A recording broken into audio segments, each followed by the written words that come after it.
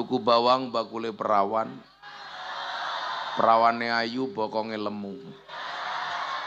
Hai anak-anak SMAN Kandang Serang yang cantik dan tampan, izinkan Gus Miftah mengucapkan I love you.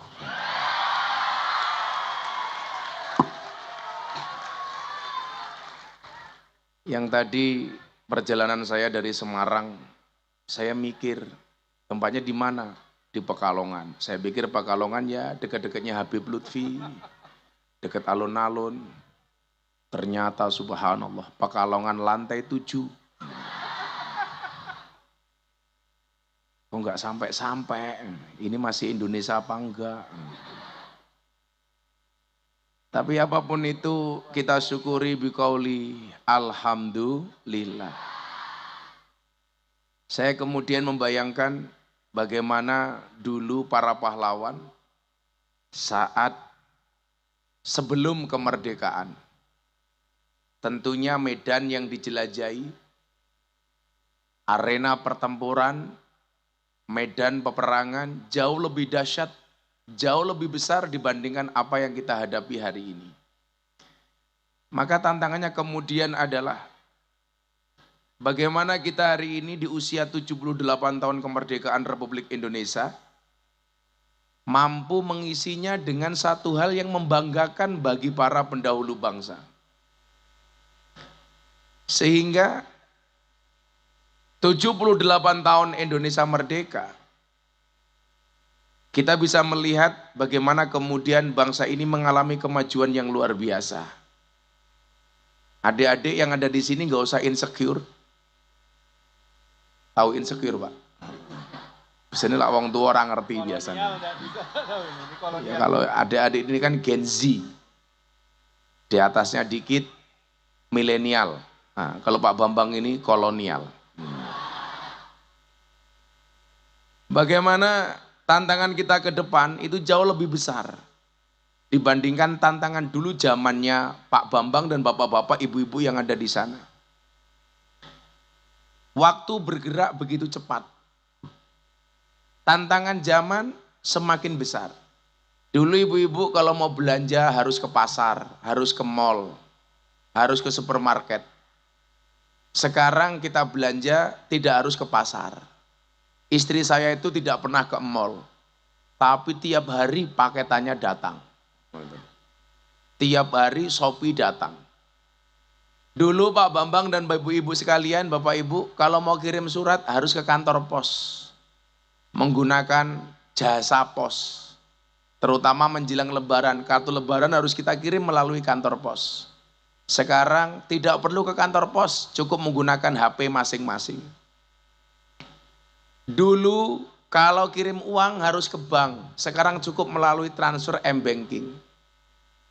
Dulu kalau mau baca berita Bapak Ibu adik-adik, itu harus nunggu koran yang terbit besok pagi. Sekarang setiap menit informasi bisa kita update melalui teknologi. Detik.com. Bisa kita lihat tadi malam Indonesia mengalahkan Thailand. Beritanya kalau dulu harus nunggu besok baru muncul berita.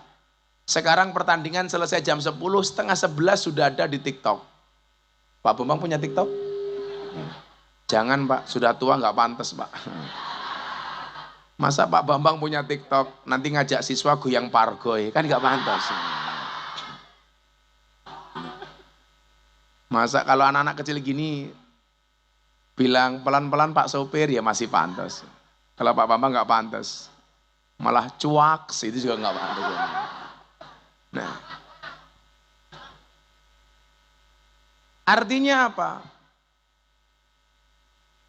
Bahwa kita harus siap menghadapi tantangan ini dengan segala plus dan minusnya.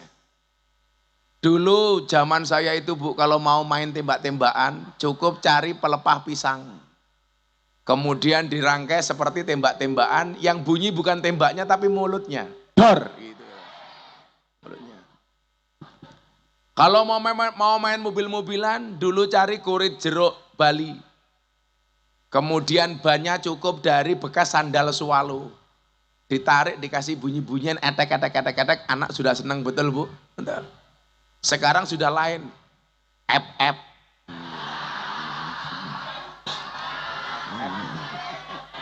ML, Mobile Legend, gitu kan.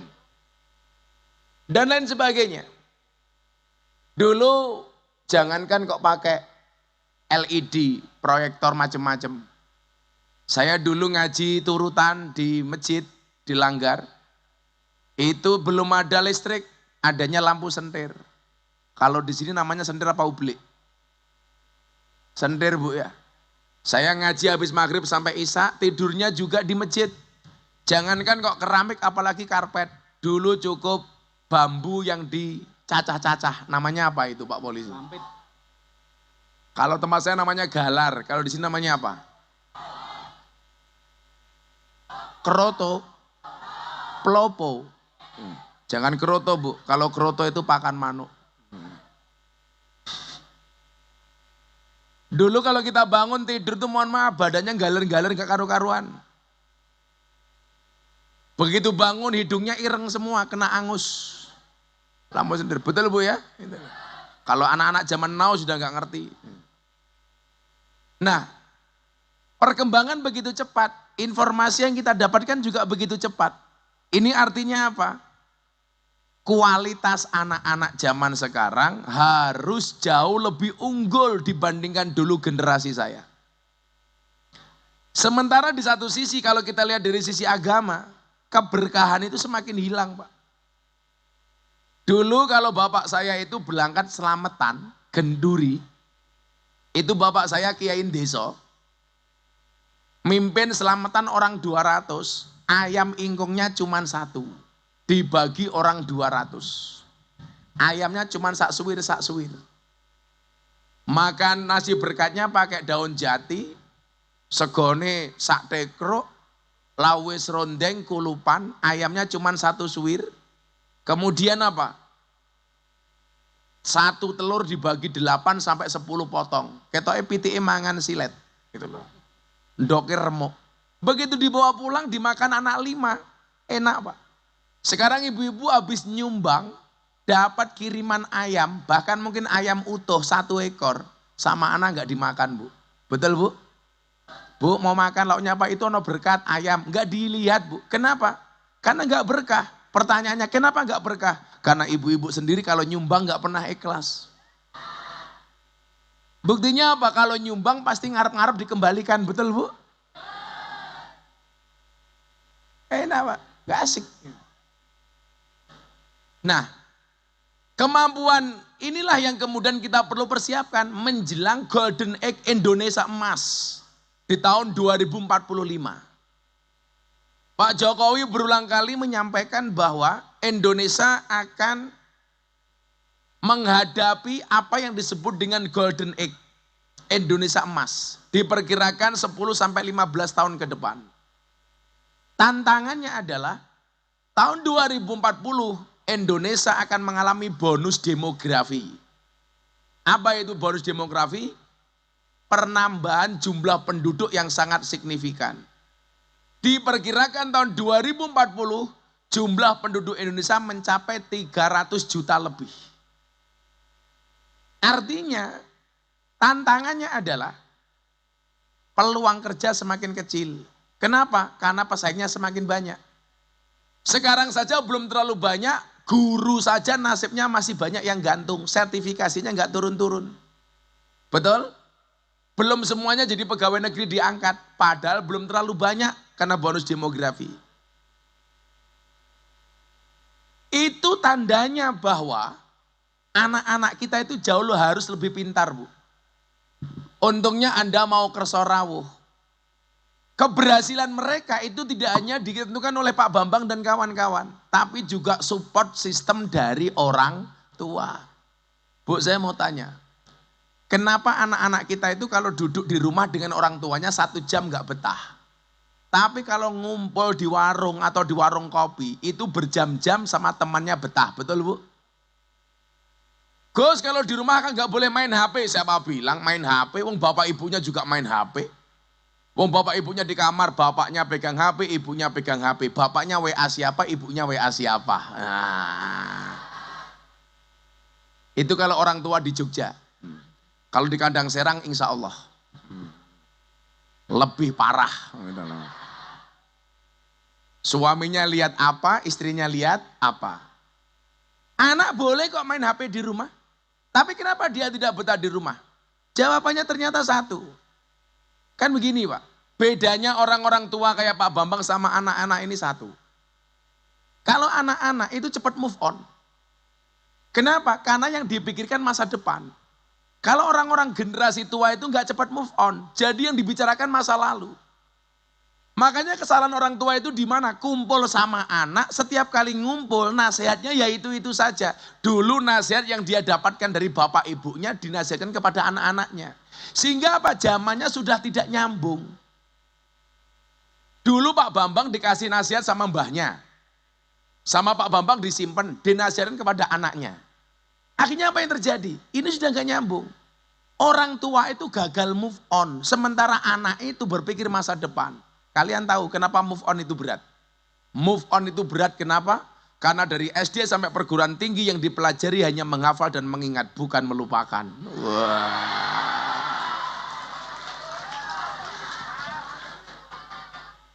Move on itu pilihan. Gagal move on itu cobaan. Pura-pura move on pencitraan. Nah. Bu, kalau anak-anak kita ini Bu yang dipikir besok bagaimana? Sementara kita yang dipikir selalu saja landasan masa lalu. Maka apa bedanya Pak Polisi, Pak Tentara, Bapak Ibu yang ada di sana dengan anak sekarang Bu? Kalau orang dulu punya slogan begini, punya pepatah begini. Mangan ramangan sing penting kumpul. Kalau sekarang enggak Bu, kumpul ra kumpul sing penting mangan. Kalau orang dulu lebih mendahulukan kumpulnya daripada makannya. Kalau sekarang ora kumpul rapopo sing penting iso mangan. Makanya kekerabatan anak sekarang dengan dulu itu beda. Dulu itu dengan anak jauh, saudara jauh itu masih kenal. Sekarang kadang-kadang dengan ponakannya, dengan misanannya udah gak kenal Pak. Kenapa? Karena lebih mendahulukan mangan dibandingkan kumpul. Kalau orang dulu mendahulukan kumpul dibandingkan mangan. Nah, artinya maksud saya adalah bahwa pendidikan itu terus berkembang. Yang dituntut berubah tidak hanya murid, tapi juga guru. Banyak orang tua itu yang emosi mendapatkan pertanyaan dari anak, kenapa? Karena orang tua kurang ilmu. Ditakoni karo anaknya, resen jawab, akhirnya emosi. Betul Bu? Ya kita harus jujur mengakui sebagai orang tua. Contoh, kadang-kadang pertanyaan anak itu di luar nurul. Saya sampai gak habis fikri saya. Saya dulu nonton TV sama anak saya ada iklan rokok Pak. Rokok zaman dulu itu. Anak saya usia 5 tahun waktu itu. Ada iklan rokok, peringatan pemerintah rokok itu menyebabkan kanker, gangguan jantung, janin, dan impotensi. Anak saya umur 5 tahun tanya apa? Bah, impotensi itu artinya apa? Mudara, ayo. Bocah 5 tahun takon impotensi itu apa? Saya diem aja. Anak saya ngomong, tanya lagi, bah impotensi itu apa? Saya diem. Akhirnya anak saya bilang, kiai viral raison jawab, kurang ajar ya aku. Kamu tanya apa nak? Impotensi itu apa bah? Akhirnya saya jawab, Dek, impotensi itu artinya lemes-lemes. Besoknya ada tamu dari UGM mau ngundang saya ngaji. Mengucapkan salam yang buka pintu anak saya umur 5 tahun. Assalamualaikum, waalaikumsalam, nyari siapa om? Saya sedang di atas nonton TV layeh-layeh Pak. Anak saya di bawah, buka pintu. Nyari siapa om? Nyari abahmu Dek. Abah di mana? Di atas om, sedang apa? Impotensi. Padahal saya lemes-lemes di atas. Ini sekarang ngeri Pak. Anak saya yang kedua namanya Mufti Nabil Ulayya Meka Maulana Habibur Rahman. Loh, kepanjangan. Daripada Bambang Wirudi,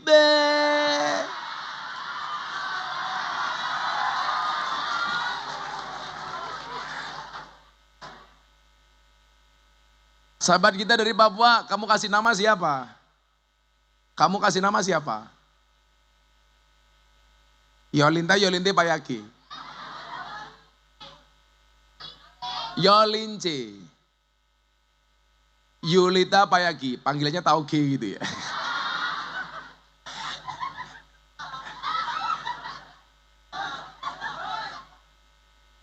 Makan semangka, minumnya susu. Papua, I love you. Nanti malam gak bisa tidur dia.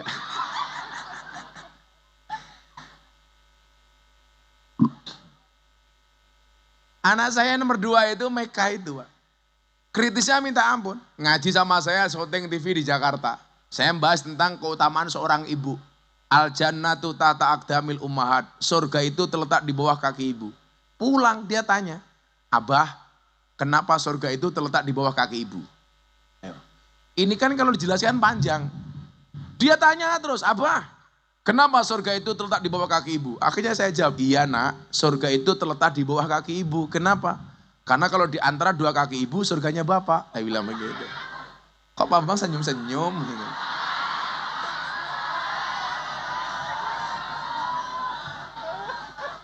Anak saya masih jawab, iya bah, pantas kemarin ibu jalannya pelan-pelan. Emangnya kenapa nak? Takut surganya rusak. Lah gimana coba? Lah kayak ibu-ibu kalau ya bahaya, surganya meletek-meletek. Nah, yang tidak boleh berubah itu cuma satu, Pak. Konsep negara beserta ideologinya. Zaman ini berubah, bahwa kemampuan kita perlu kita upgrade dan kita tingkatkan, iya. Tapi persoalan nasionalisme, patriotisme, kebangsaan, ideologi itu tidak boleh berubah. Tidak boleh diotak-atik. Ini Yulita, kamu Papua. Saya kemarin dapat tamu dari 500 anak Papua yang ada di Yogyakarta. Mereka minta saya menjadi bapak angkat kawan-kawan Papua. Saya sampaikan Pak konsep kebangsaan. Bagaimana Papua ini mendapatkan tempat yang istimewa di dalam negara kesatuan Republik Indonesia. Nah, begitu selesai acara saya dikasih oleh-oleh sama kawan-kawan Papua, koteka. Nah, saya bilang ini kotekanya bagus sekali. Tapi tolong saya jangan disuruh pakai, bahaya. Kita banyak yang gak paham koteka ini. Kau ngerti koteka rali? Wadah manuk goblok.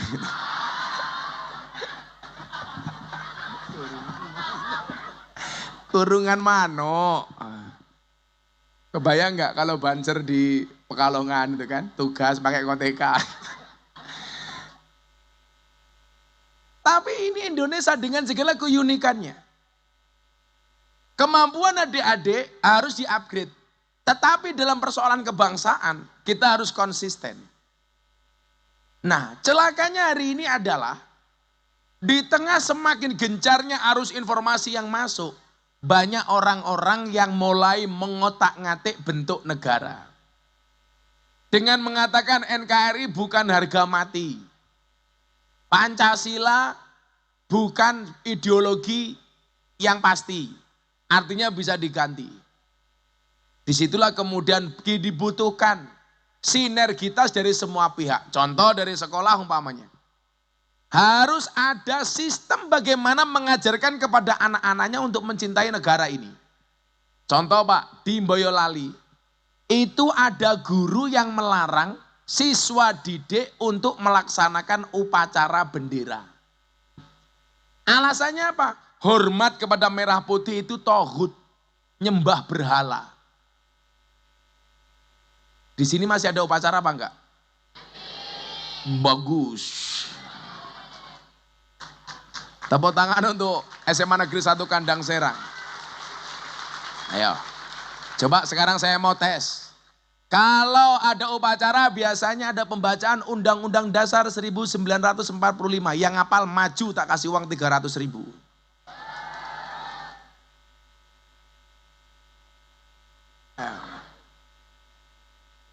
Undang-Undang Dasar. Ayo, siswa, bukan guru. Lo kayak siswa kok lemune kaya ngono.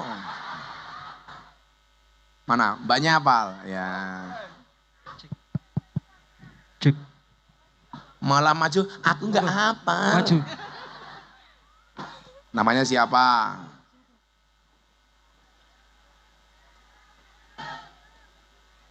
Namanya siapa? Perkenalkan, nama saya Vanessa. Vanessa. Oh, Vanessa Angel. Panggilan Vanessa, nama kompletnya siapa? Vanessa Nur Fauzia. Bapaknya namanya siapa? Almarhum Bapak Nakir.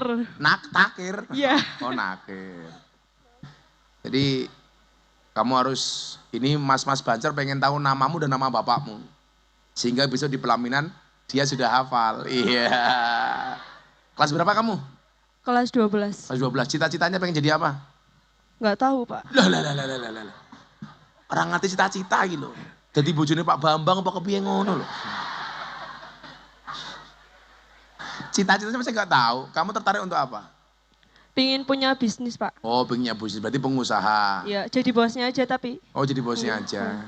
Ya tak dongake mudah-mudahan kamu jadi pengusaha teletong ya. Apa itu? Teletong jurang ngerti ki cah ngendi ta iki ngene. Apa, Pak? Kamu nggak tahu teletong? Mboten. Kowe Jawa apa ngendi? Leles. Apa? Desa itu Pak. Oh, Kleles. Desa Leles. Desa Leles. Nggih, Pak. Cah desa ora ngerti teletong iki lho. Enggak. Kowe ngerti sapi? Tahu. Nah, sapi duwe silit. Alah. Nggih. Sing metu saka silite sapi kuwi jenenge teletong. Oh. Oh, lah ning kene apa? Telepon. Telepong. Nah. Oh. Beda ya. Lah sing metu saka wedhus namanya apa? Terbibil. Apa? Terbibil. Terbibil. Kalau di Jogja namanya serintil. Kalau yang keluar dari ayam namanya apa? Tembelek. Lencong. Lencong. Makanya dulu kan ada Gus yang mengatakan dasar Miftah Gus telek. Tapi saya bangga jadi telek. Karena telek itu sakti. Buktinya apa? Enggak ada orang berani nginjak-nginjak telek. Wah, enggak ada.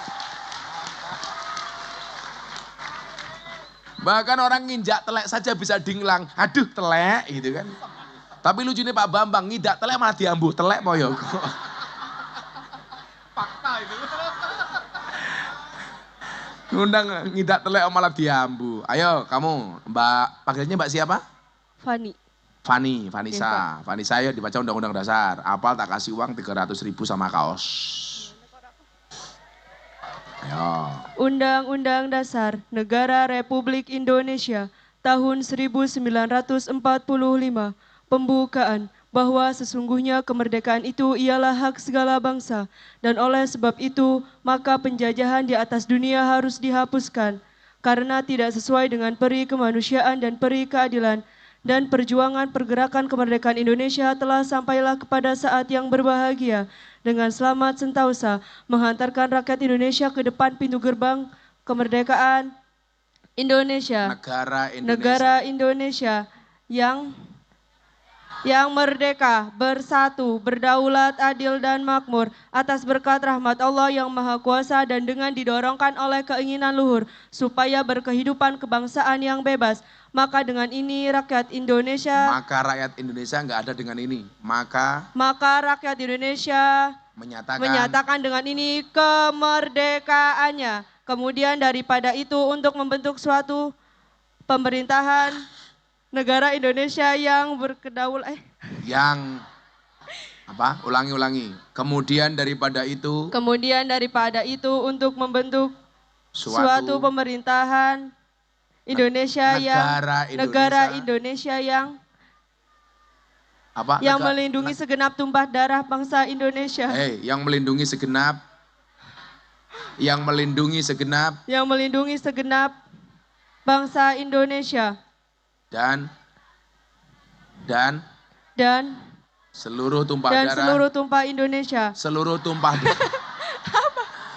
Dan seluruh tumpah darah Indonesia. Dan untuk memajukan kesejahteraan umum, mencerdaskan kehidupan bangsa dan ikut serta melaksanakan ketertiban dunia. maka rakyat Indonesia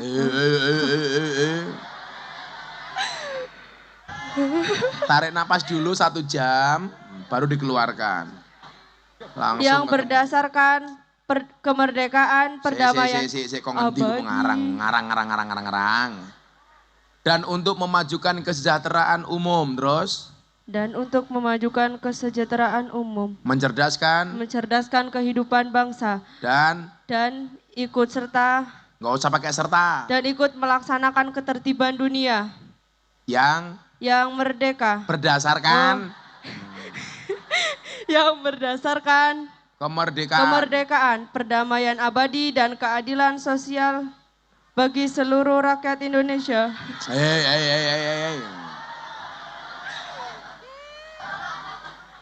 Maka disusunlah kemerdekaan kebangsaan Indonesia itu dalam suatu undang-undang dasar negara Republik Indonesia. Bukan pakai Republik, negara Indonesia yang berkedaulatan kepada yang terbentuk dalam suatu susunan negara Republik Indonesia yang berdasar kepada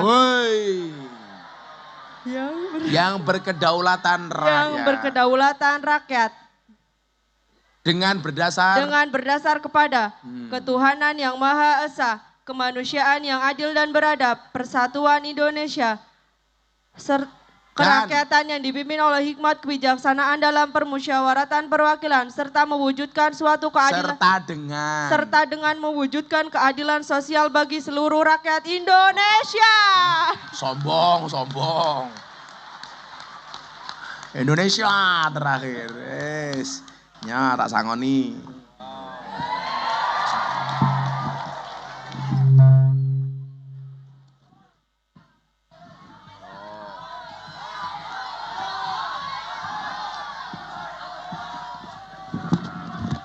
Rp300.000.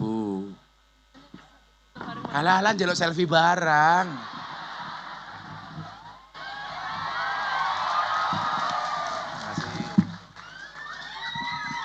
Karo Pak Bambang ora salaman, ora nyangoni yo.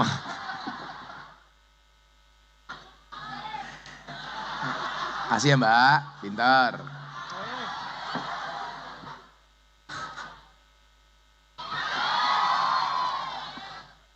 Yolita hafal Pancasila apa enggak? Sini, Yolita sini Papua. Info. Nih. Cek. Tepuk tangan untuk Yolita. Cek.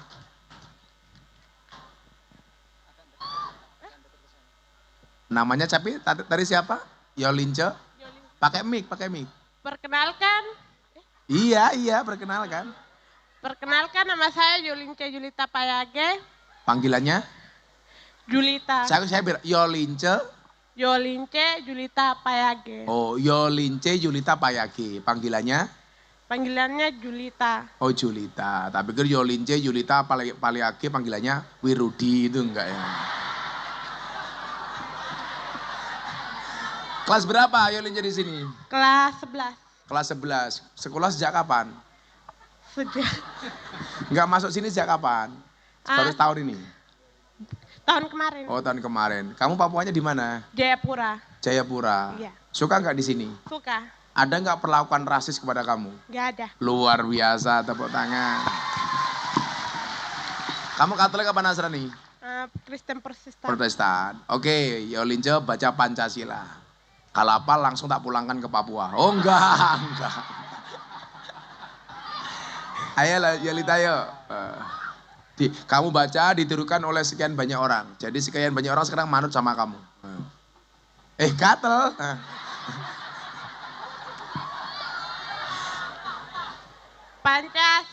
Pancasila. Diikuti. Hah? Diikuti. Iya ikutin. Kan imamnya kamu. Pancasila. Satu. 1. Ketuhanan yang Maha Esa. 2. Kemanusiaan yang adil dan beradab. Kemanusiaan yang adil dan beradab. 3. 3. Persatuan Indonesia. Persatuan Indonesia. 4. 4. Kerakyatan yang dipimpin oleh hikmat. Kerakyatan yang dipimpin oleh hikmat. Kebijaksanaan. Kebijaksanaan dalam Pelan-pelan ulangi. 4 ulangi dulu, pelan-pelan. Tarik napas, gak usah ngelirik Pak Bambang, gak penting gitu. 4. 4. Kerakyatan yang dipimpin oleh hikmat. Kebijaksanaan dalam permusyawaratan. Perwakilan. Perwakilan. Oke, 5. 5. Kerakyatan yang Ulangi pelan-pelan Jolita. Keadilan. 5. 5. Keadilan sosial bagi seluruh rakyat. Ulangi pelan-pelan. 5. Keadilan sosial bagi Iya betul, ulangi. Betul. Keadilan sosial. Keadilan sosial bagi seluruh rakyat Indonesia. Luar biasa. Kamu betah tinggal di Jawa, kamu betah? Betah. Kenapa? Karena teman-temannya ramah. Ramah. Aku mau tanya, Pak Bambang galak nggak? Enggak. Oh. Baik. Nggak galak dia ya? Nggak. Oke. Khusus Yolita tak kasih 500.000.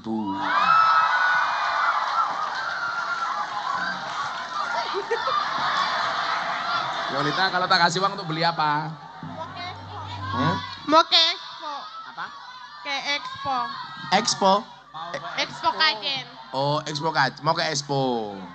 Untuk sangu katanya. Untuk sangu. Biasanya kalau dikasih uang ditabung apa dicelengi? Buat Enggak, kalau dikasih uang biasanya kalau ada sisa uang ditabung apa dicelengi? Ditabung. Dihabisin. Itulah, cewek itu hatinya seperti rekening bank. iya. Nggak mungkin berbunga kalau nggak ada saldonya. Iya. Nah, mana kaosnya dikasih kaos. Tuh 2, 3, 4, 5. 500.000 untuk Yolita. Makasih ya. Iya. Untuk sangu Expo ya. Alah.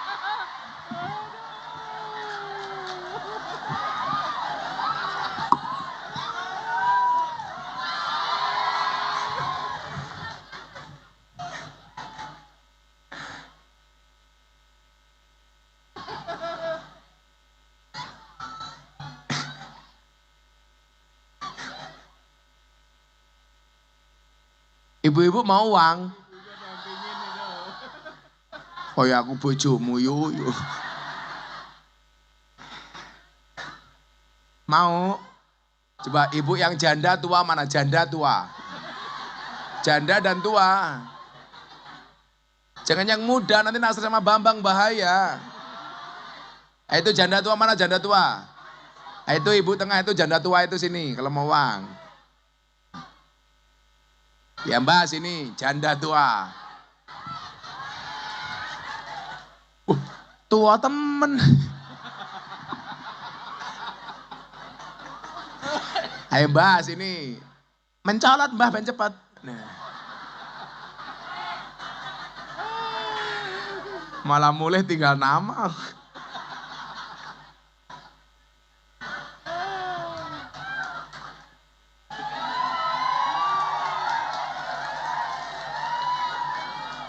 Ya. Namine sinten? Pakai mic. Oh. Ibu Sutria. Oh, kamu lupa caranya pakai mic ya? Oh, udah nggak pernah megang mic. Cerai apa janda? Janda mati. Ada Pronoyu. Ini. Namanya Bu Supia. Sutria. Sutria. Umurnya berapa Sutria? 64. 64, orang mati-mati ya. Panjang umur. Suaminya meninggal apa pegatan? Meninggal. Oh meninggal. Anaknya berapa? 3. Pakai mic. Oh iya. Ya, 3. 3. Pekerjaannya Bu Sutria apa? Pekerjaannya? Biasa. Apa? Rumah tangga. Oh, pakai mic. Tani. Wah, loh. Tani. Oh, tani. Nandur apa sekarang? Nandur pisang. Oh, nandur pisang. Sama cengkeh. Oh, cengkeh. Kamu masih suka pisang ya? Enggak. Oh, enggak. Lawanannya ya ceng. Bu Sutria tak kasih uang 300.000 tapi syaratnya menyanyikan lagu kebangsaan selain Indonesia Raya. Ya, terserah. Lagu-lagu nasional, lagu-lagu nasional. Ya, Pak, Mau ya? Garuda Pancasila 17 Agustus, mau apa? Ya. Mau dari Sabang sampai Merauke terserah. Yang penting bukan nemen. Lah nemen iso nemen. Nemen iso. Ngomong Ya, bisa. jalukmu. Ya nyanyi aja ya Pak ya? Ya. Nyanyi apa? Garuda Oh Pancasila. ya. Sabar. Garuda Pancasila, akulah pendukungmu. Patriot masih sedia berkorban untukmu. Pancasila dasar negara, rakyat adil makmur sentosa, pribadi bangsaku. Ayo maju, maju, ayo maju, maju, ayo maju, maju.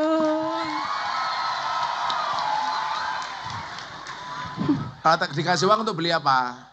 Ya beli beras. Pakai mie. Oh iya, buat beli beras. Oh beli beras. Beras sekilo berapa? Sekilo 11.000. Ya berarti 10.000 turah. Sama lauk. Oh lauknya apa?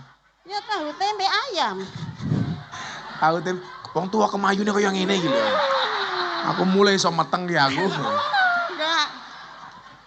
Cucu-cucunya ada 4. Oh cucunya ada 4, Sutria. Ada gajah minumnya susu. Sutria ababe mambu. Udah. Satu lagi, lagu nasional. Terserah. 17 Agustus. Apa selawatan, coba selawatan. Oh, selawatan. Ya. Salatullah salamullah ala toha rasulillah. Salatullah salamullah ala yasin habibillah. Udah Pak. Nah. Kandang Serang Grauan Gus Miftah Bambang Wirudi lumayan gagah. Oke. Ono gajah adus ning balik najan gagah manue. Kayak ngerti.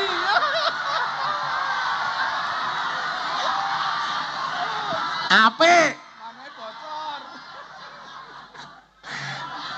Matur nuwun nggih Bu Supia, Sutria. Nggih, matur nuwun. Nyawa bonusnya jeruk. Enggak tak kayak jeruk kok enggak gaya. Enggak ngene. Halah. Lak Vanes kemayu lumrah kis tuwa kemayu.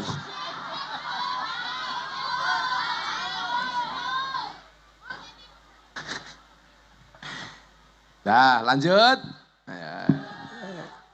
Kita punya waktu insya Allah sampai jam 12 malam. Amodar.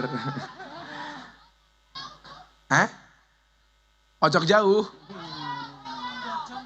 Pojong jauh?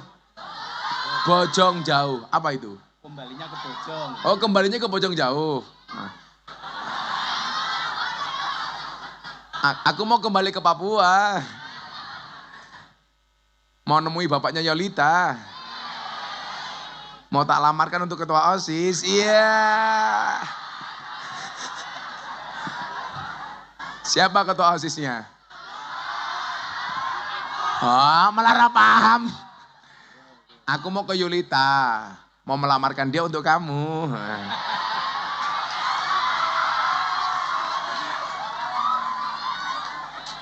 Ah, sudah, Yolita belajar yang benar, OSIS belajar yang benar. Ya, betul? Gak usah mikir pacaran. Akan datang satu saat, kamu akan dipertemukan dengan orang yang tepat, yang kedatangannya untuk menetap bukan karena nafsu sesaat. Wah, pacaran. Ingat, cewek-cewek tak kasih tahu nih. Cowok yang menangis karenamu, mungkin benar dia tulus mencintaimu.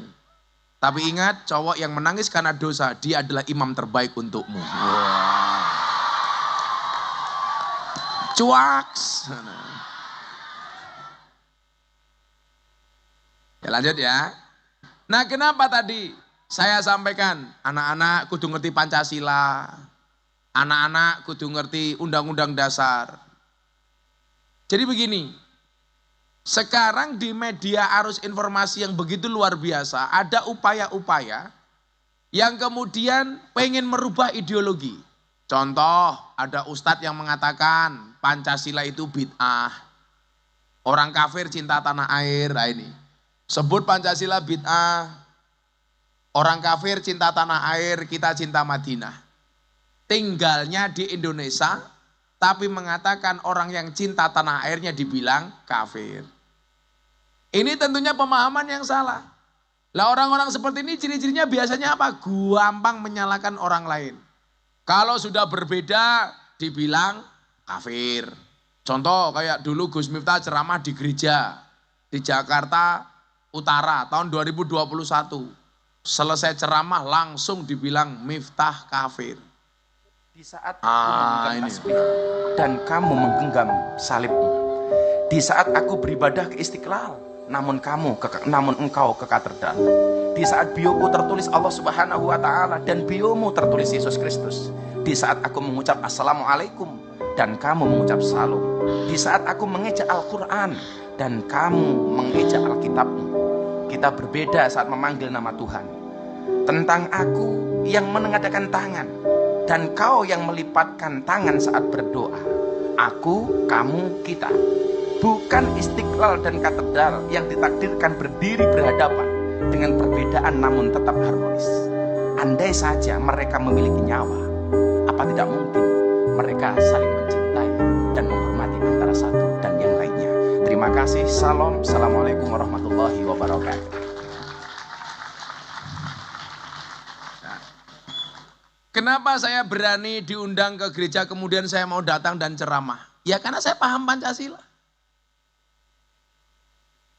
Acaranya saat itu bukan peribadatan tapi peresmian gereja.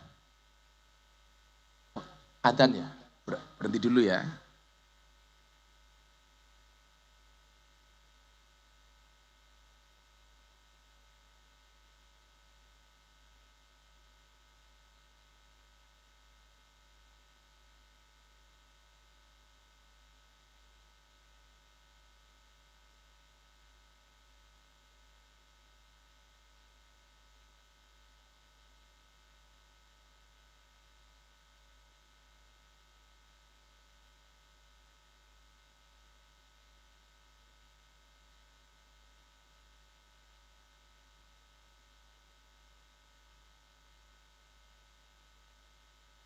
La ilaha illallah Muhammadur Rasulullah sallallahu.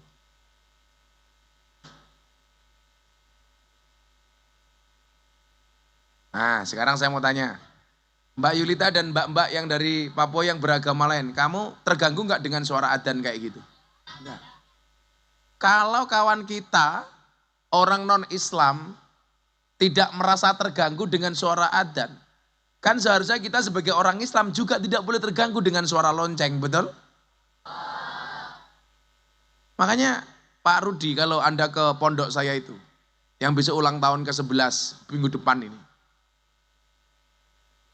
Lingkungan saya itu 60% Katolik. Tetangga selatan rumah saya itu pendeta. Utara rumah saya kuburan.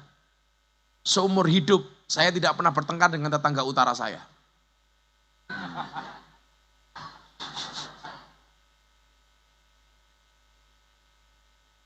Saya kalau bikin acara Bu seminggu ulang tahun pondok. Tanggal 31 besok saya campur sari sama Cak Percil. Tanggal 1-nya saya reokan. Malamnya festival hadroh. Wah ini. Guyon Maton Cak Percil. Malam minggunya mujahadah. Ada Wirda Mansur. Mas Gibran Wali Kota Solo. Pak Erick Thohir. Yang jadi host siapa? teman saya Kristen, Marcel Widianto, stand up komedian. Ayo. Ya Mas Kriting, ada Reok Ponorogo, Jalan Sehat, ada Triswaka Nabila, ada Hello Band. Wah. Puncaknya orasi dan konser kebangsaan. Ada Denny Caknan. Wah. Bian Gindas, Woro Widowati, Pak Prabowo. Ini panitianya siapa sih Pak? Muda-mudi Katolik. Padahal yang menyelenggarakan pondok pesantren. Ini kan keren Bu. Malam minggunya pengajian, saya kasih hadiah umroh. 11 tiket umroh gratis. Ibu-ibu mau berangkat ke sana, ayo. Siapa tahu ibu-ibu dapat. Apa? Sherlock. Kok apa awakmu kira iso buka ning Google goblok gitu loh.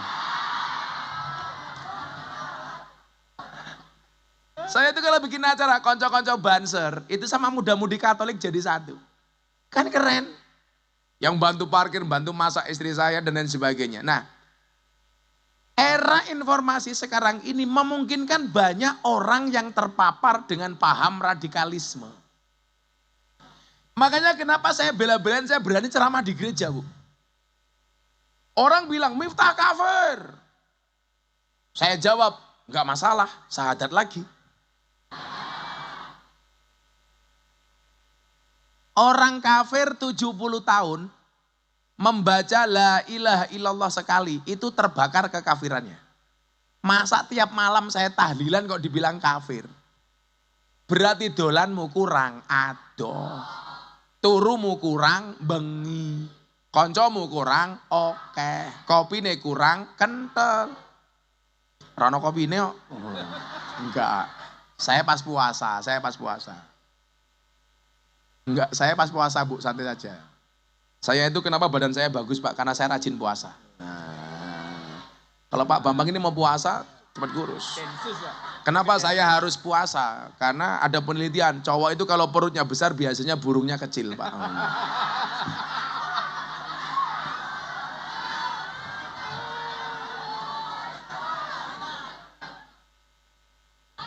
Enggak bahaya dah. Enggak. Yang bahaya itu kayak kamu malam Jumat gak punya istri, belum punya pasangan. Nulis status WA, malam sunah Rasul. Lah, kui bahaya, blow. Orang duwe bojo malam sunah Rasul. Sunah Rasul kok karo sabun, serban ser.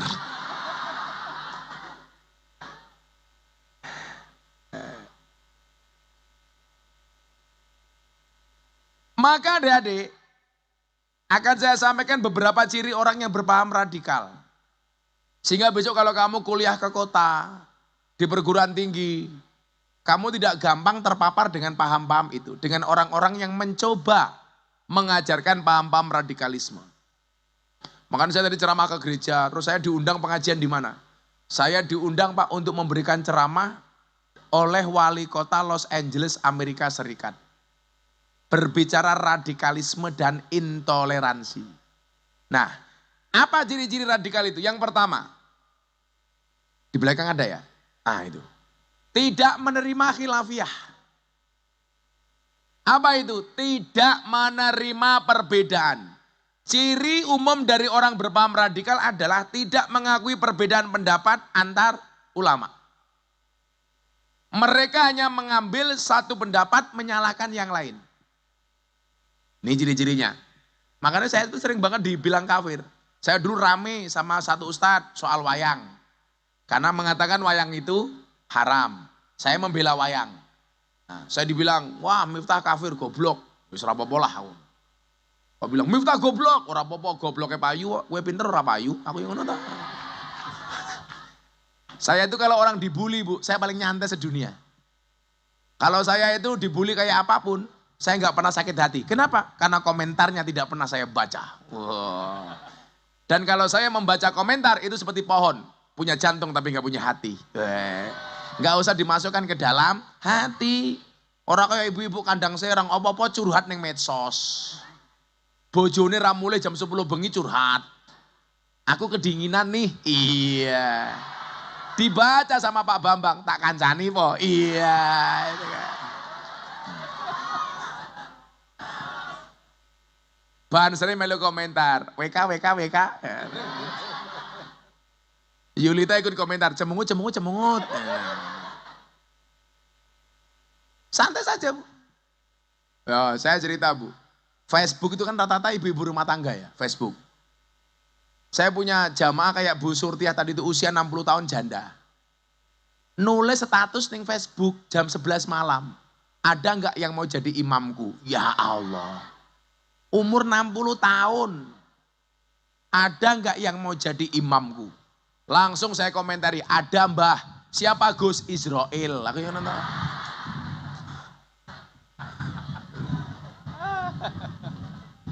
Orang radikal ini tidak bisa menerima perbedaan. Jangankan beda agama. Beda pendapat saja mereka tidak bisa menerima. Padahal agama itu multitafsir. Contoh, saya dulu pertama kali pakai belangkon. Itu dibilang, Miftah Kejawen. Sejak kapan belangkon ini menjadi identitas Kejawen? Saya mau tanya, adik-adik coba kita belajar. Peci yang dipakai oleh Pak Bambang Wirudi ini agama apa budaya? Budaya. Maka namanya songkok nasional. Bukan songkok Islam. Bapaknya Yulita di Papua pakai songkok boleh apa enggak? Boleh. Karena itu budaya bangsa. Sama dengan belangkon.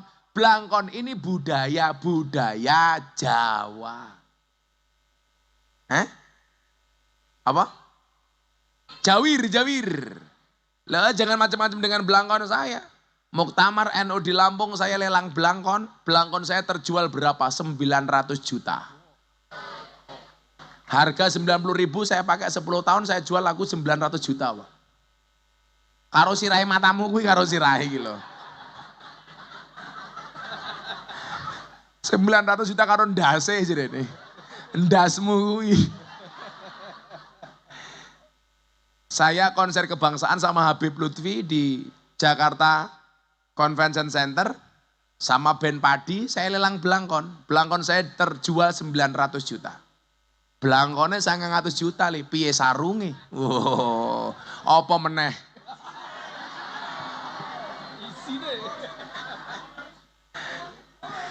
Semua cabang iki belangkonnya 900 juta sak ndase. Ini budaya. Coba lagi. Adik-adik, Anda pakai jilbab tertutup. Perintah menutup aurat itu budaya apa agama? Agama. Cara menutup aurat itu budaya apa agama?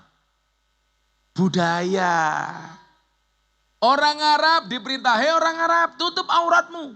Bagaimana cara orang Arab menutup aurat? Mereka menggunakan jubah. Pertanyaan saya, apakah bapak-bapak kandang serang harus menggunakan jubah? Jawabannya tidak. Macul ning sawah kok nganggo jubah. Iso kepacul manuke. Gaweane golek degan menek wit kelapa kok nganggo jubah. Bluluke nambah loro.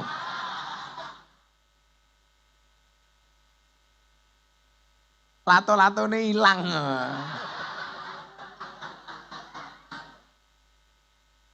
Gaweane ngeduk pasir ning kali kok nganggo jubah. Ya iso little body. Apa kuwi? Silite gatel kelebon wedi. Makanya begitu masuk Indonesia boleh pakai celana kayak Pak Bambang, boleh pakai sarung kayak bapak ini. Ini jelas sarungnya gajah duduk. Dibuka sarungnya muncul belalainya. Iya.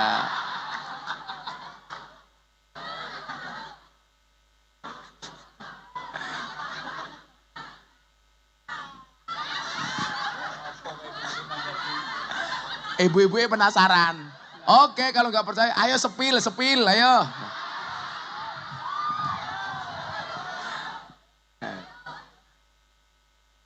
Apa? Love you. Di review. Ayo buka sarung yuk. Live streaming. Boleh pakai jin, setan, demit, iblis, boleh. Atau boleh seperti yang saya pakai ini juga boleh. Ini namanya apa? Rok matamu rok lho. Koyo ngono rok. Ini namanya apa, Bu? Malah kulot. Ini namanya tokrung, katok sarung. Dari depan kayak kok kotor iki? Oh, tidak iki mau.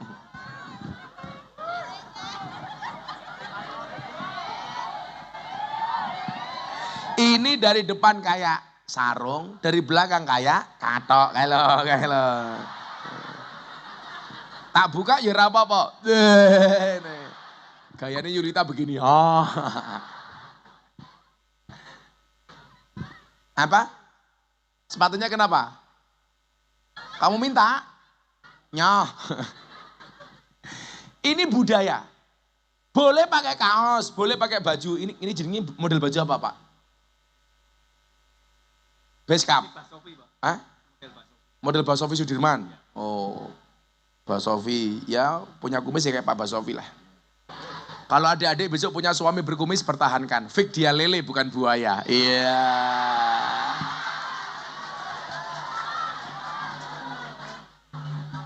Selebeu.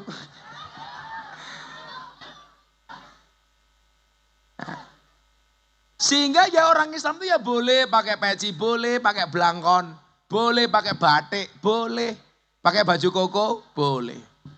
Baju koko itu bukan baju muslim, itu baju Cina, maka namanya koko. Coba kalau baju muslim, ya namanya gus-gus. Loh, kowe lek nganggo baju ini jenenge baju apa le? Baju koko. Karena itu tradisi dari Cina gitu loh. Nah, makanya boleh kita pakai peci, boleh pakai belangkon, boleh. Ini belangkon saya kalau di Arab terkenalnya minta ampun. Saya kemarin haji, saya di bandara pakai belangkon, jalan-jalan pakai belangkon. Ditanya sama orang Arab, mahada, ini apa? Aku mumet belangkon bahasa Arab apa? Akhirnya tak jawab, hada belangkon.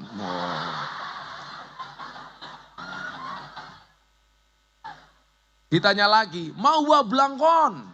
Belangkon itu apa? Tak jawab, ina urok si wadai endas. Akhirnya belangkon saya diminta ta'al, istalif. Saya pinjam belangkonnya, tak kasih. Diombang-ambung, ya kecut kok goblok aku. Aku ora tau ngambung aku. Akhirnya yang ditanyakan ini.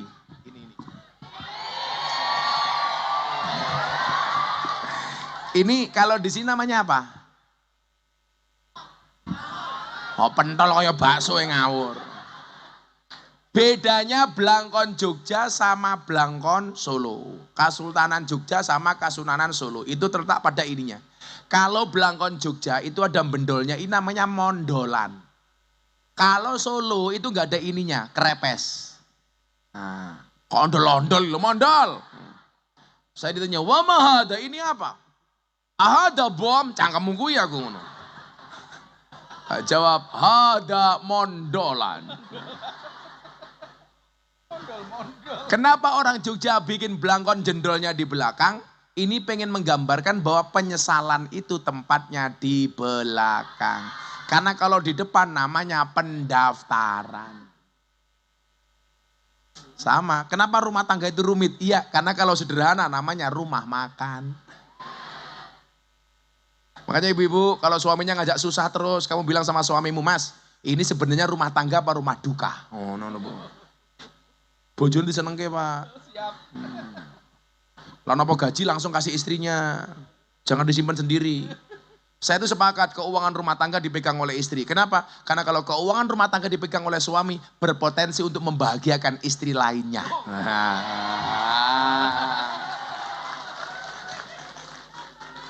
Setuju Bu Ibu? Kamu yang merasa cowok wajahnya jelek, santai aja li. Tutupilah wajah burukmu dengan bagusnya rekeningmu. Karena sekarang cowok good rekening itu lebih menarik daripada cowok good looking. Berangkat dari suami yang good rekening akan menjadikan wajah istrinya glowing. Dan berangkat dari wajah istri yang glowing ada suami yang golong komeng. Nih wong wedok-wedok kayak ingat, yang dirawat jangan hanya mukamu tapi juga tungkakmu. Raine mulus, ya Allah tungkaknya meletek-meletek. Yo.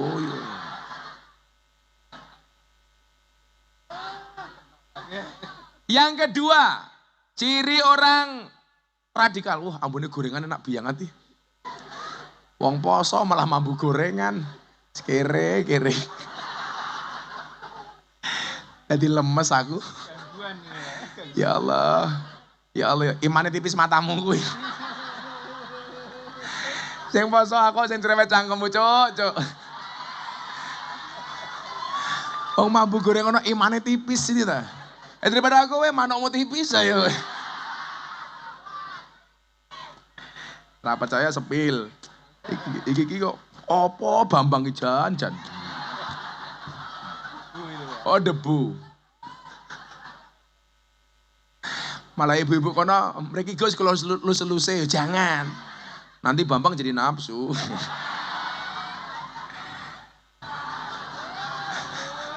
Kita doakan Pak Bambang panjang umur. Jadi orang sedunia mati Pak Bambang hidup sendiri. Sepian dong. Kata Pak Bambang kesepian dong. Ya nanti kalau Pak Bambang kesepian ditemani sama Sutria.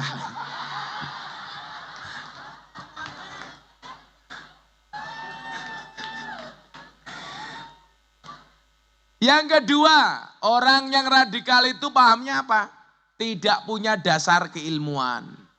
Bisa berdalih dengan memanfaatkan petikan ayat atau potongan hadis yang diputar balikkan maknanya dan dipelintir sekenanya. Contoh, saya dulu itu ini Pak, ada yang nge-tag saya di akun Instagram. Apa? Awas hati-hati lagu musyrik. Iki apa meneh lagu musyrik? Saya tanya apa itu lagu musyrik? Ternyata yang dimaksud dengan lagu musyrik adalah lagu Padamu Negeri Kami. Ibu-ibu ada yang hafal enggak? Padamu negeri kami. Polisi ini, ana polisi lowemu ya Allah iki lho. Ih, Taifur jenenge. Watangmu por. Ada yang hafal enggak? Ada yang bisa ngiringi begini?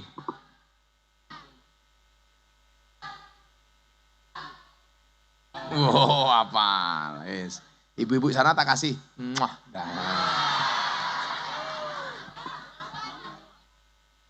Orang ajar, lah uangnya mana? Makanya adik-adik belajar supaya punya dasar keilmuan yang jelas. Yang ketiga, eksklusif. Ciri lainnya suka eksklusif dalam berkelompok dan cenderung merasa kelompoknya saja yang paling benar. Semuanya dianggap salah. Pokoknya kunci di surga dipek dewi. Sing liya neraka kabeh pokoke. Yang keempat, anti Pancasila. Nah, ini yang paling mengerikan. Menganggap Pancasila sudah tidak cocok dengan Indonesia. Padahal mohon maaf, Pancasila itu sampai hari ini terbukti ampuh mempersatukan bangsa Indonesia yang terdiri dari 17.000 pulau, 1.700 suku bangsa, 739 bahasa, dan 6 agama. Islam, Kristen, Katolik, Hindu, Buddha, Konghucu. Pancasila terbukti ampuh. Dan yang terakhir adalah orang yang radikal memusuhi orang yang beda agama. Tapi saya melihat di sini Mbak Yulita bisa diterima dengan baik di lingkungan ini. Berarti tanda-tanda sekolah ini sehat, tidak ada paham radikalisme. Saya itu kalau Natal, Julita, orang yang pertama kali mengucapkan selamat Natal kepada tetangga-tetangga saya. Apa ucapan saya? Untuk sahabatku Nasrani saya ucapkan selamat merayakan Natal. Rayakan Natalmu dengan bahagia dan sukacita. Sebagaimana aku orang Islam merayakan Idul Fitri dengan bahagia dan sukacita. Begitu saya ngomong begitu Pak, Miftah kafir, jadi Kristen. Alah siapa? Masa gara-gara saya mengucapkan selamat Natal saya jadi Kristen? Enggak, buktinya apa? 10 November saya mengucapkan selamat Hari Pahlawan. Saya juga tidak jadi Avenger. Thanos. Itu yang jomblo, temannya menikah, selamat menikah, tetap jomblo.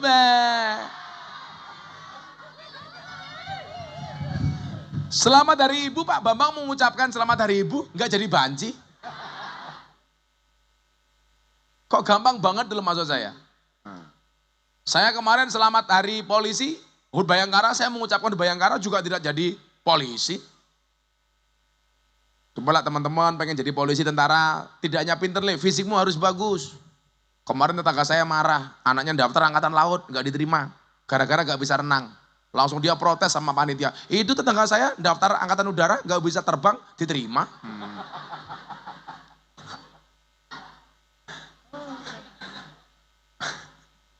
Lah, santri saya itu daftar tentara angkatan darat ditolak gara-gara giginya jelek. Langsung panitianya saya telepon. Pak panitia kenapa santri saya nggak diterima? Mohon maaf Gus giginya jelek. Alah pak, tentara aku sesuk tugasnya perang. Perang gue tembak-tembakan ora cokot-cokotan aku.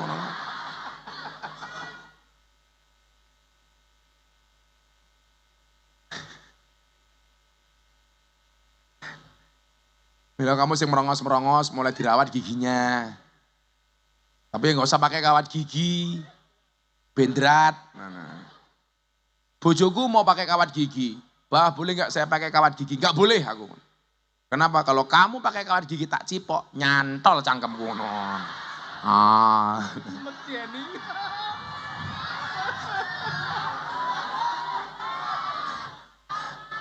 Kenapa ada tokoh wayang Buto Cakil? Soalnya waktu itu Buto Cakil nggak pakai bendrat. Ya kalau wayang itu ibarat wayang, saya kayak siapa Pak Bambang? Kresno lah, Kresno. Lah Pak Bambang ki yo Sengkuni lah.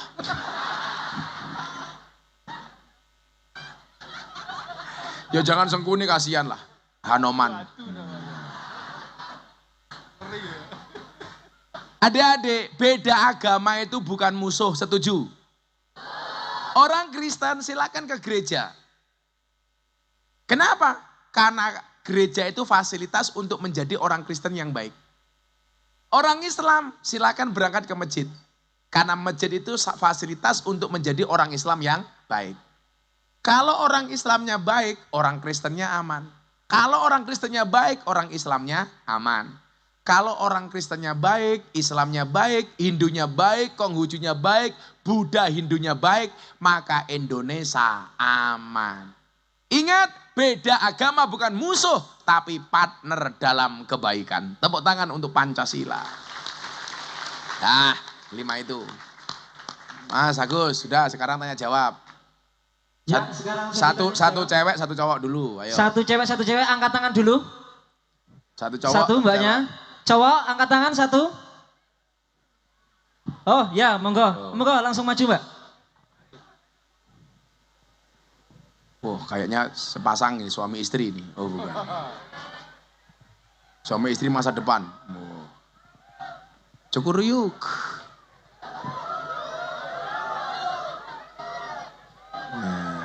Nah, duduk situ. Kamu dulu. Sini, berdiri aja gak apa, berdiri aja. Namanya siapa? Assalamualaikum warahmatullahi wabarakatuh. Waalaikumsalam. Sebelumnya izinkan saya memperkenalkan diri. Perkenalkan nama saya Fitari Aziza, kelas 10 dari SMA Negeri 1 Wiradesa. Siapa namanya? Fitari Aziza. Fitari Aziza. Aziza. Panggilannya Tari. Fitari. Oh vitamin. Fita. Cita-citanya pengen jadi apa Fitari? Pengen jadi pengusaha. Pengusaha apa? Piting. Apa? Pengusaha apa aja nanti. Oh pengusaha apa aja geleman. Copet aja ono pengusaha copet. Ya apa pengennya kamu, passion kamu apa? Masak, apa kuliner? Kuliner. Oh kuliner, yo. Kamu ya latihan masak, kamu godok banyunya gosong kok. Apa Fitari pertanyaannya? Bagus, oh belum. Kamu kelamaan kok.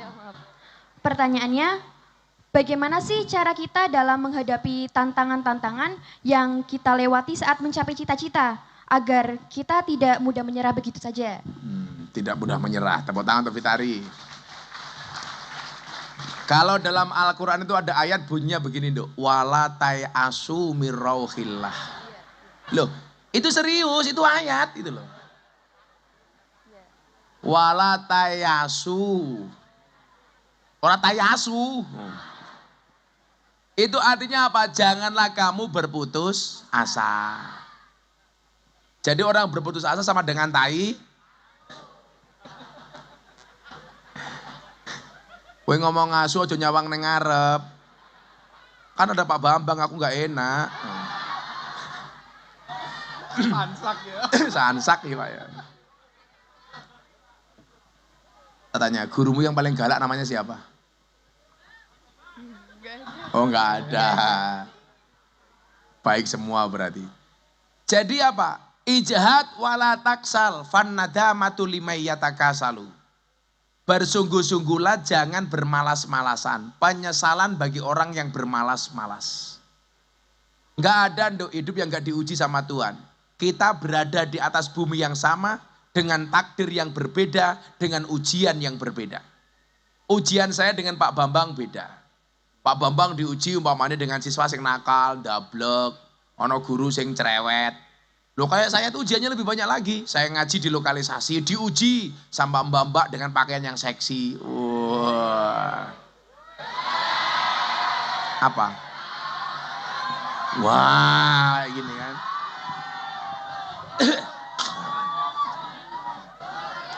Ini kalau Pak Bambang tajak ke sini, yakin mau masuk nggak mau keluar.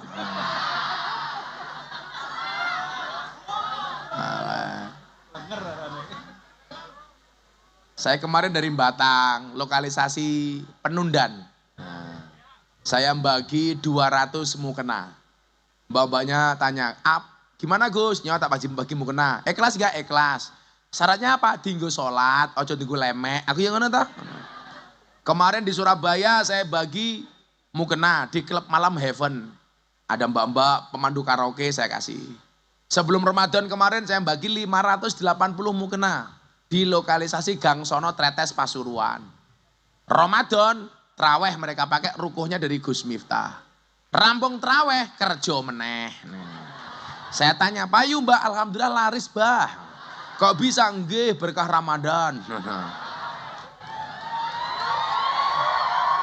Ah itu, kita bagi-bagi.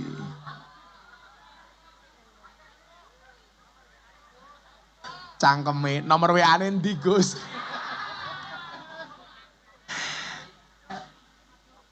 Jadi apa? Ujian orang itu beda-beda, Nduk. Tapi kita tidak boleh menyerah. Kalau dulu para pendiri bangsa menyerah, oh enggak akan pernah merdeka bangsa ini.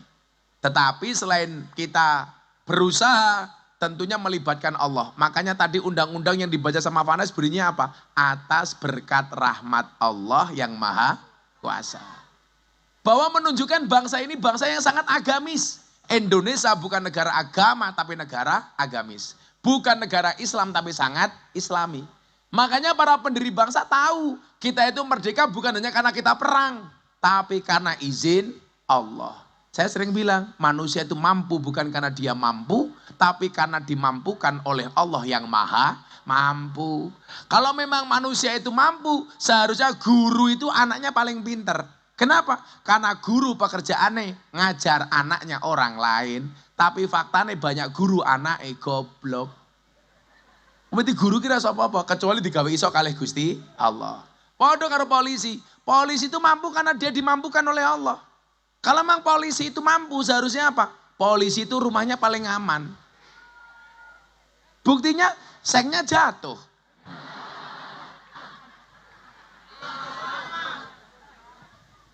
Kenapa sengnya jatuh? Karena Pak Kepala Sekolah cari tenda yang paling murah pakai seng. Tidak ada PSM Gus. Tidak boleh mungut. Sumbangan.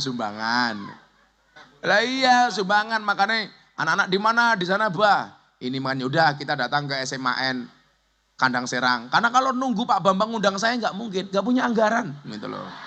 Makanya saya datang sendiri bawa anggaran sendiri. Kurang apa cintaku padamu?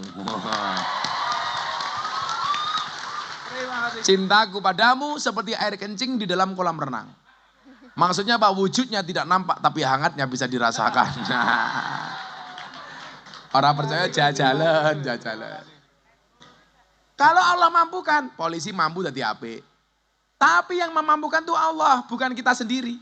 Kalau emang polisi itu mampu, seharusnya polisi paling aman dong. Tapi nyatanya polisi dewi yo aman. Bukti nih, ada polisi ditembak polisi di rumahnya polisi. Nah, kan begitu dan ya. Nah, kalau memang manusia itu mampu, seharusnya apa? Seharusnya apa? Seharusnya dokter tuh badannya paling sehat. Wong dokter pekerjaannya menyiarkan orang. Tapi nyatanya dokter juga sakit. Saya punya teman dokter spesialis telinga, hidung, tenggorokan. Orangnya malah budek. Kayak.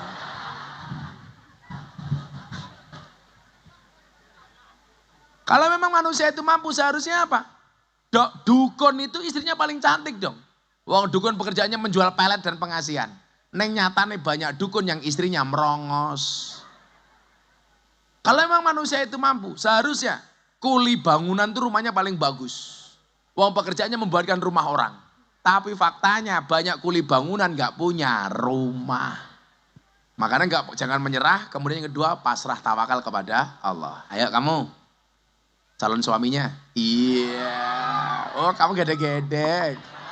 Kayaknya Fitari gak suka sama kamu. Tapi dia suka dengan Pak Wirudi. Siapa namanya mas? Perkenalkan, nama saya Muhammad Humaidillah Irfan. Muhammad Humaidillah Irfan. Zumaidillah. Pakai H. Humaidillah Iya. Irfan. Panggilannya Hu gitu. Bukan? Irfan. Oh Irfan, tapi kira Hu. Kayak saya ngaji sama Banji. Kalau cowok mati, doanya apa? Allahumma gfir lahu. Kalau perempuan mati, Allahumma gfir laha. Laki-laki hu, perempuan ha. Kalau Banji, hu ha. Kelas berapa Irfan? 10. 10. Cita-cita? Pegawai. Pegawai apa? Negeri. Oh pegawai negeri. PNS, pegawai negeri serabutan. Kenapa pengen jadi pegawai negeri? Ya pengen jadi pegawai. Oh pengen jadi pegawai. Asik jadi pegawai ya? Asik. Oh kayak Mungkin. Pak? Mungkin. Kamu ndelok Pak Bambang asik nggak? Asik. Oh asik. Gak pengen jadi banser? Pengennya jadi pegawai. Oh pengen jadi pegawai sar. Le banser kele. Sesuk kiai masuk surga sing awal banser. Karena banser tugasnya survei lokasi. Jadi sebelum kiai masuk surga, surganya disurvei oleh banser. Surganya siap, banser Sherlock sama kiai. Banser masuk, nyumun sewu, kiai masuk, bansernya keluar lagi. Nyusul Pak Bambang sing mampir ning neraka ya.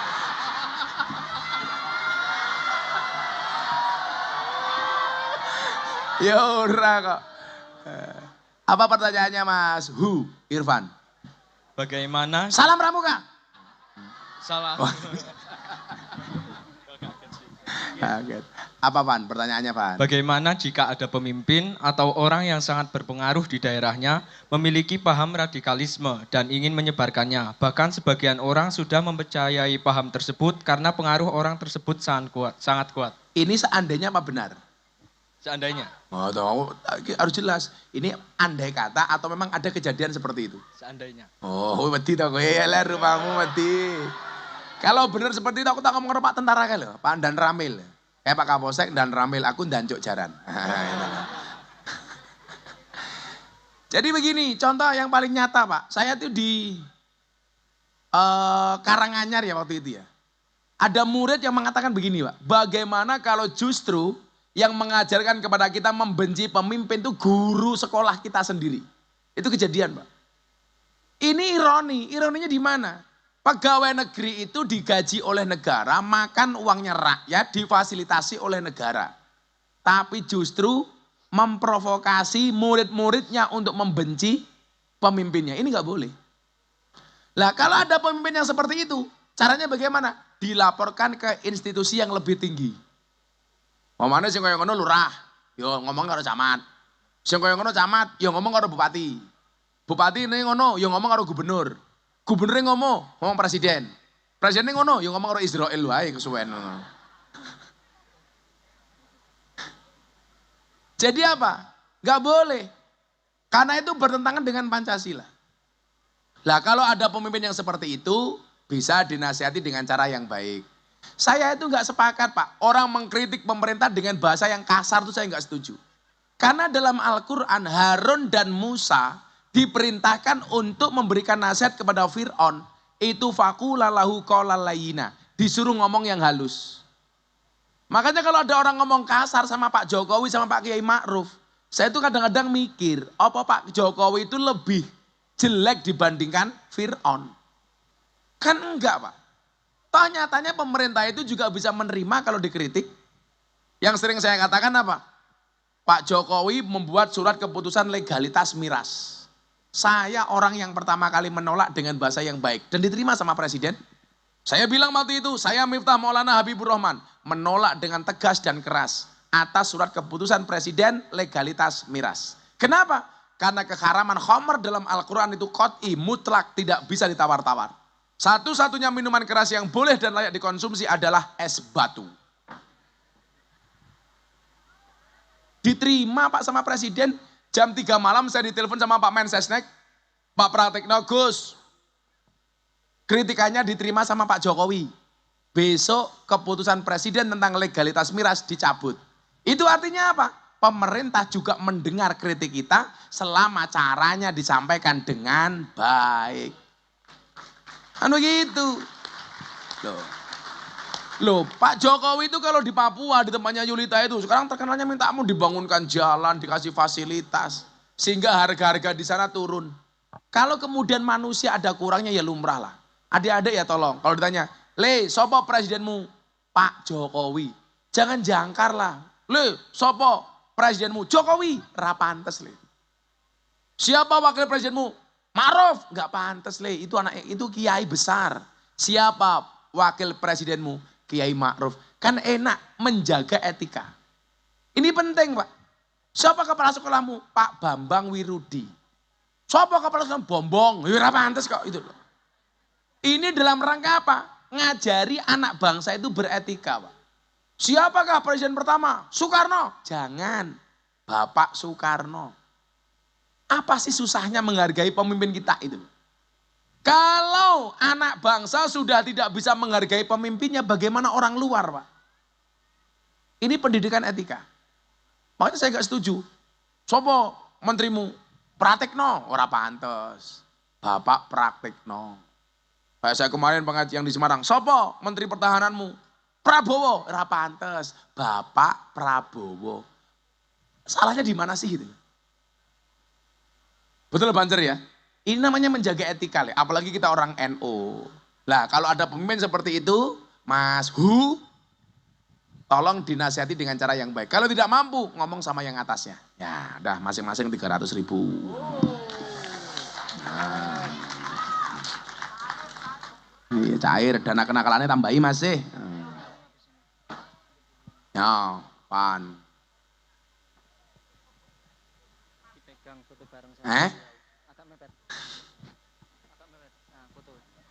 Presiden para pendosa dari Indibis Telkom. Jadi yang nyponsori saya Telkom, bukan Pak Bambang.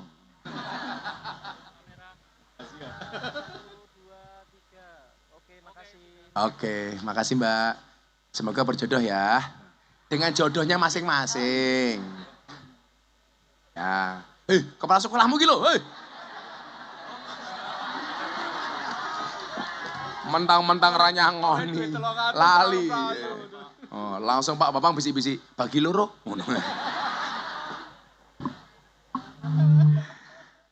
Ya Allah, saya itu mau buka puasa di Tegal. Kalau nambah pertanyaan lagi udah kesoren kayaknya ini. Yaudah satu-satu lagi deh, cewek satu, cowok satu. Cewek satu, cowok satu. Ya mbaknya satu, cowok. Ya, kepala OSIS.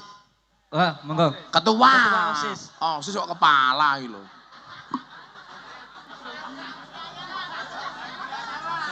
MC anyaran. Oh, sesok kepala. Iyalah.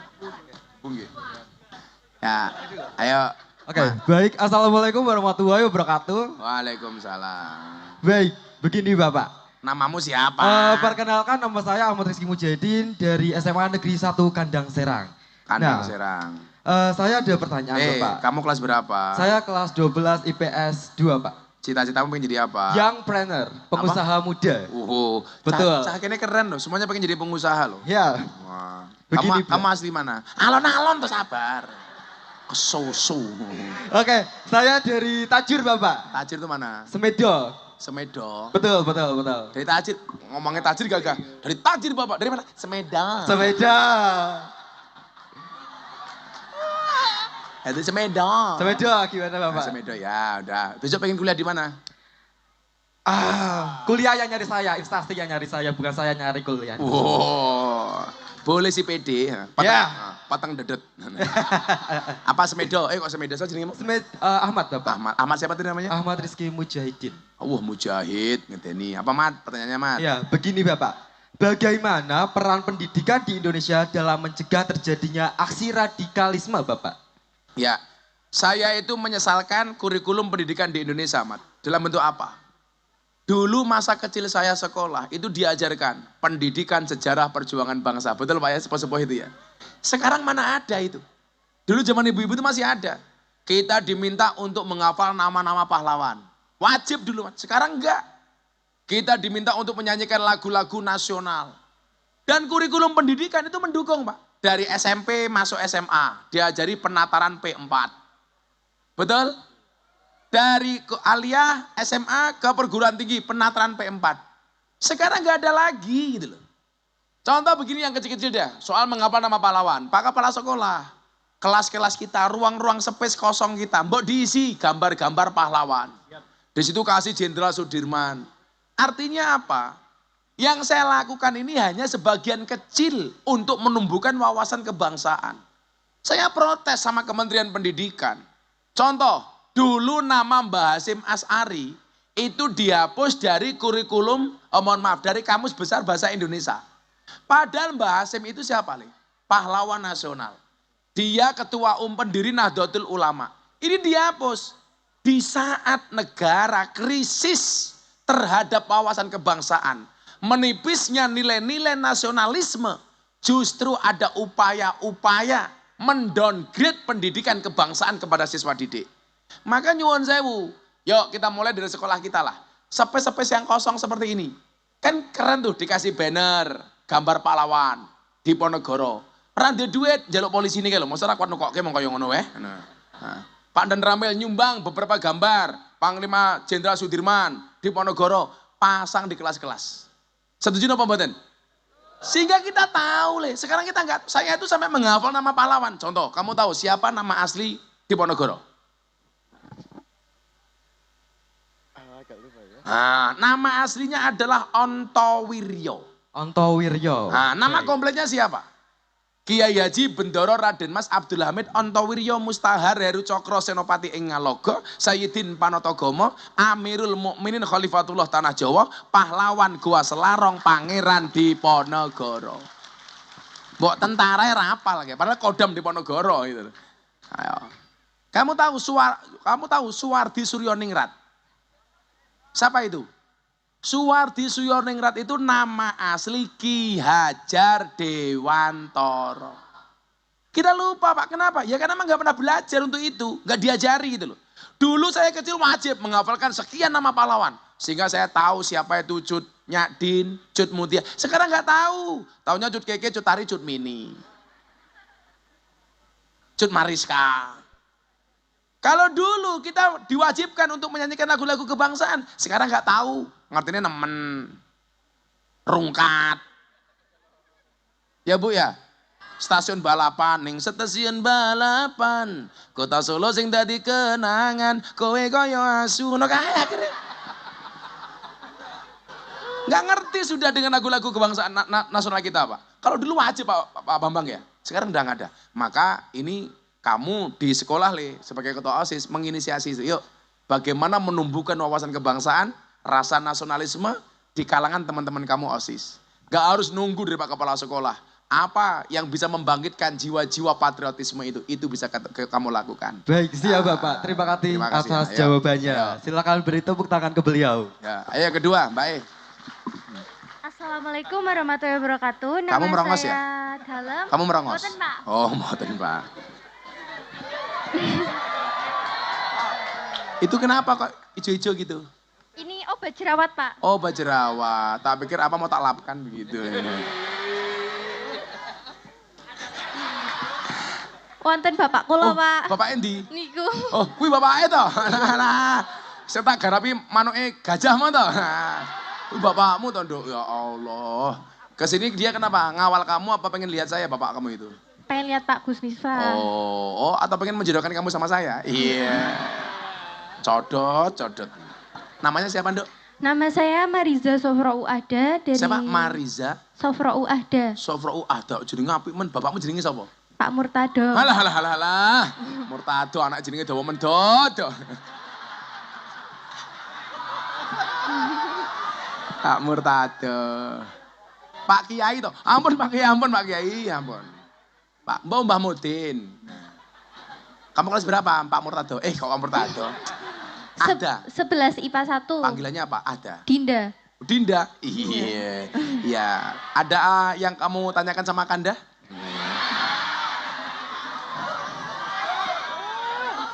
Dinda, cita-citanya pengen jadi apa Dinda? Sama youngpreneur. Youngpreneur kabeh. Kan keren loh Pak.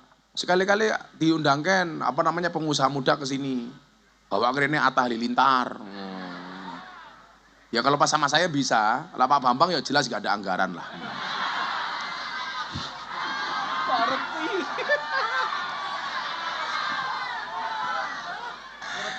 Ngerti rahasianya aku. Apa Dinda pertanyaannya Dinda? Jadi gini. Enggak, yang partner itu kamu pengen jadi apa? Punya gambaran? Kenapa? Punya gambaran pengen jadi pengusaha apa?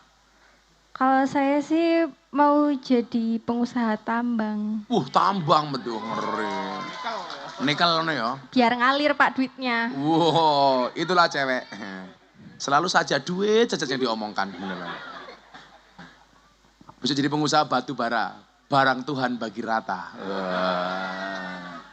Ya, siapa ngerti cita-citanya pengen jadi pengusaha batu bara, faktanya jadi penambang pasir. Ampun. Apa pertanyaannya? Saya tadi kan lihat baju yang dibagiin kan ada tulisan Gus Miftah, presiden bagi para pendosa. Presiden para pendosa. Ya. Saya juga sering baca tuh di artikel. Nah, saya mau tahu makna lebih lanjutnya tentang Gus Miftah, presiden para pendosa. Yuk kita privat aja yuk.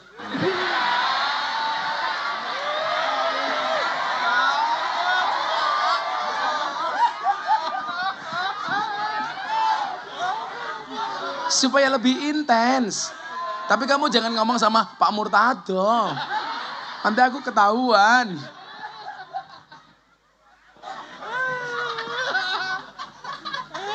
Ya Allah, jadi begini Dinda. Kanda mau kasih tahu ya. Kanda Bambang, orang pantas Kanda Bambang, orang pantas. Kolonial. Saya itu dapat julukan presiden para pendosa di lokalisasi Doli. Doli itu di mana, Nduk? Surabaya. Itu lokalisasi terbesar di sana. Karena aktivitas saya belusuan ke tempat lokalisasi, klub malam, karaoke, puskesmas. Apa itu puskesmas? Pusat kesenangan mas-mas.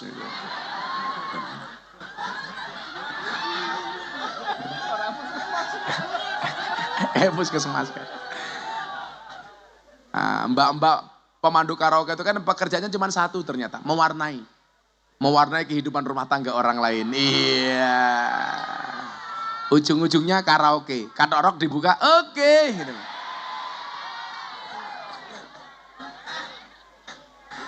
Maka muncul istilah purel, perempuan rela diusel.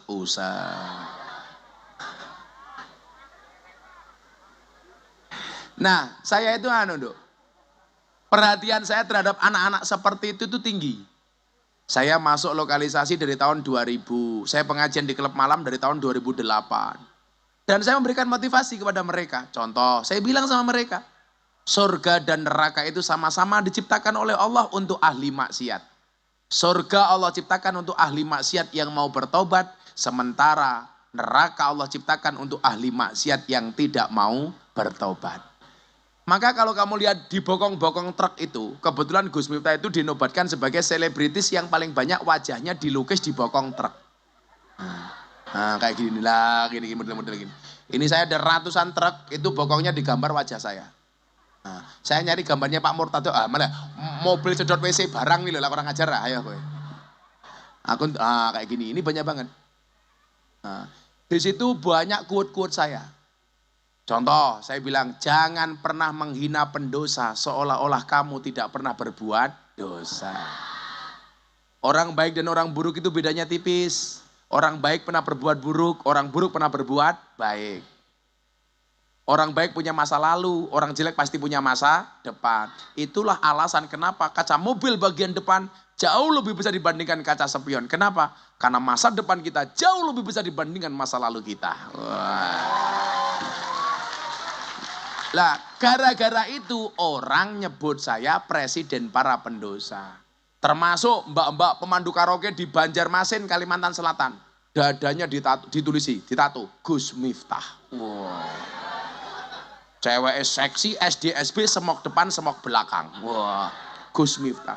Video call sama saya, juragane.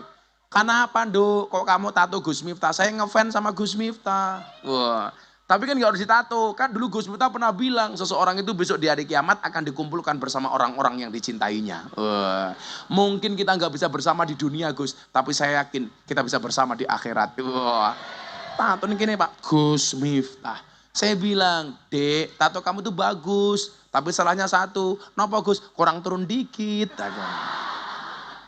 Neng dengkol. Lah karena fokus saya ngurusi anak-anak yang dianggap nakal, itulah kenapa saya dikasih julukan presiden para pendosa.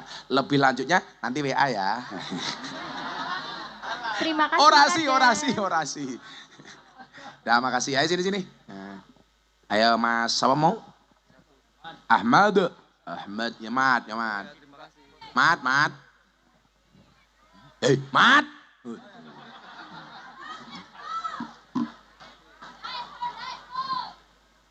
Siji, loro. Ya, kalau si Dinda mau tak kasih sangu apa dikasih nafkah? Iya. Dadah, Mbak Dinda. Ya. Pak Murtado, guyon Pak Murtado, guyon.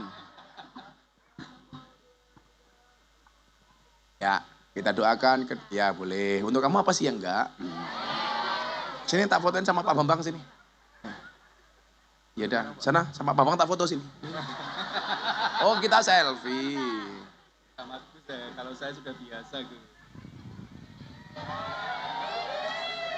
Nanti tolong si Ahmad di crop ya.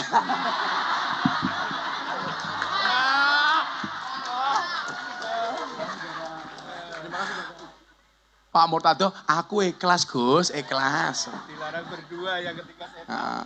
Dilarang berdua ya. Nanti kalau kamu berdua yang ketiganya adalah Pak Bambang ya. Saya tanding lali aku. Akhirnya adik-adik sekalian, Pak Bambang dan seluruh Dewan Guru, saya terima kasih atas sambutannya. Bahwa yang saya lakukan ini amanah dari Bapak Presiden untuk memberikan wawasan kebangsaan kepada anak-anak siswa didik. Mudah-mudahan anak-anak kita terlindungi dari paham-paham radikalisme dan intoleransi. Sehingga kita semuanya bisa memberikan sumbangsih yang luar biasa untuk bangsa Indonesia. Terima kasih. Assalamualaikum warahmatullahi wabarakatuh.